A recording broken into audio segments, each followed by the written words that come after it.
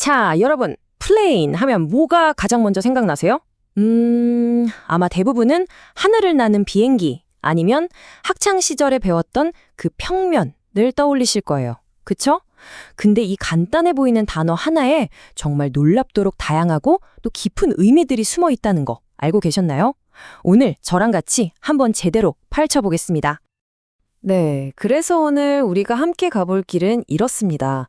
먼저 플레인이 가진 두 가지 핵심적인 얼굴, 그러니까 비행기랑 평면, 이걸 확실히 구분해 볼 거고요. 그 다음엔 우리가 비행기 타고 여행할 때 쓸 수 있는 아주 생생한 표현들을 한번 마스터해 볼 거예요.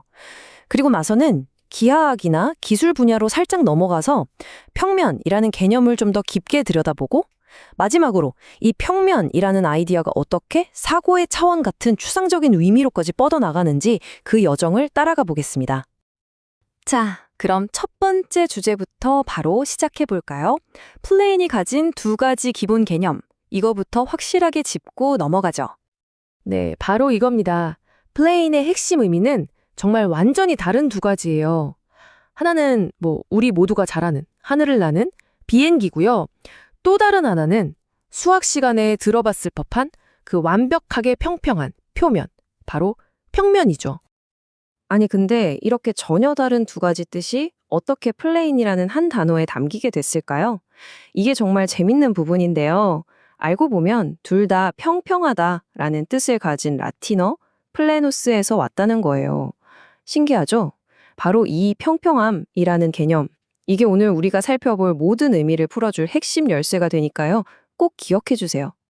자, 그럼 그 평평함이라는 개념이 첫 번째 의미, 바로 비행기랑은 어떻게 연결되는지 한번 구체적인 표현들을 보면서 알아볼까요? 우리가 자주 하는 항공 여행 이야기부터 시작해 보죠. 제일 흔하게 쓰는 표현이죠. Take the plane. 우리가 보통 기차 탈게, 버스 탈게 할 때처럼 그냥 여러 교통수단 중에서 비행기를 선택해서 탄다는 아주 기본적인 뜻입니다. 자, 예문으로 한번 볼까요? 이렇게 쓸 수 있어요. 제가 천천히 읽어볼게요. We decided to take the plane rather than the train because the distance was too great. 무슨 뜻이냐면요. 거리가 너무 멀어서 우리는 기차보다 비행기를 타기로 결정했다 라는 의미입니다. 자, 그런데요. 이번엔 catch the plane이에요. 이건 take랑은 뉘앙스가 좀 달라요. catch라고 하면 뭔가 정해진 시간에 늦지 않으려고 막 서둘러서 비행기를 잡아타는 그런 느낌 아시겠어요? 그런 긴박감이 살짝 들어가 있는 거죠. 이 예문을 보면 그 느낌이 확 올 거예요. 들어보세요. They rushed to the terminal hoping to catch the plane before the gate closed. 네, 한국어로는 그들은 탑승구가 닫히기 전에 비행기를 타기 위해 서둘러 터미널로 갔다 라는 뜻이죠. 막 서두르는 그림이 그려지죠. 자, 그럼 한번 정리해 볼까요? Take the plane은 그냥 교통수단을 선택하는 일반적인 상황이고요. 반면에 catch the plane은 마감 시간, 즉 시간에 맞춰서 겨우 타는 그런 느낌이 강한 거예요. 이 묘미한 차이 알아두시면 정말 유용하겠죠? 그리고 항공여행 이야기를 하다 보면 좀 안타깝지만 이런 심각한 표현도 알아두긴 해야 합니다. 바로 plane crash, 말 그대로 비행기 추락 사고를 뜻하는 말이죠. 보통 뉴스나 좀 공식적인 글에서 사고 자체를 설명할 때 많이 쓰는 표현이에요. 예를 들면 이렇습니다. Investigators spent months trying to determine the cause of the tragic plane crash. 해석하면 조사관들은 비극적인 비행기 추락 사고의 원인을 알아내기 위해 몇 달을 보냈다가 됩니다. 네, 이렇게 비행기 관련 표현들을 살펴봤고요. 이제는 플레인의 또 다른 핵심 얼굴로 넘어가 볼 시간입니다. 바로 그 평평함이라는 개념이 가장 직접적으로 쓰이는 곳, 수학과 과학, 그리고 디자인의 세계로 한번 가보겠습니다. 가장 기본이 되는 개념은 바로 flat plane이에요. 말 그대로죠. 평평한 면, 어떤 굴곡도 없는 면을 말하는 거고 기하학에서는 가장 기초가 되는 개념입니다. 기하학 책을 보면 이 개념을 이렇게 정의하곤 하죠. Geometers define a flat plane as a two-dimensional surface extending indefinitely. 우리말로 옮기면 기하학자들은 평평한 면을 무한히 확장되는 이차원 표면으로 정의한다 라는 뜻이 됩니다. 자, 그럼 이 평면의 방향을 한번 줘볼까요? 그러면 호리존탈 플레인, 우리말로는 수평면이 돼요. 이게 뭐냐면요.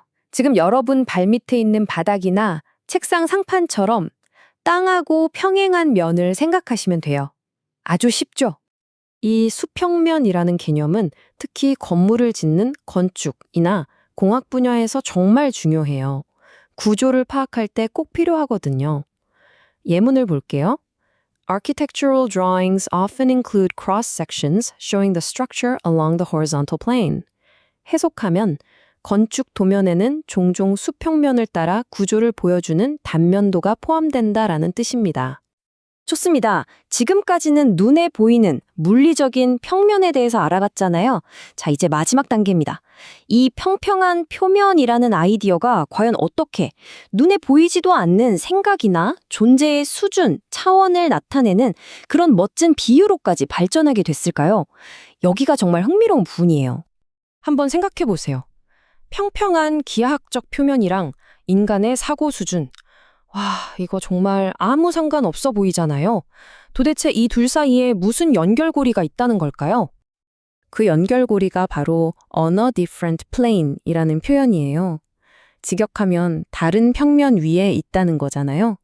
이게 비유적으로 쓰이면서 보통 사람들과는 완전히 다른 차원에서, 다른 수준에서 생각하거나 존재한다는 그런 의미를 갖게 된 거죠.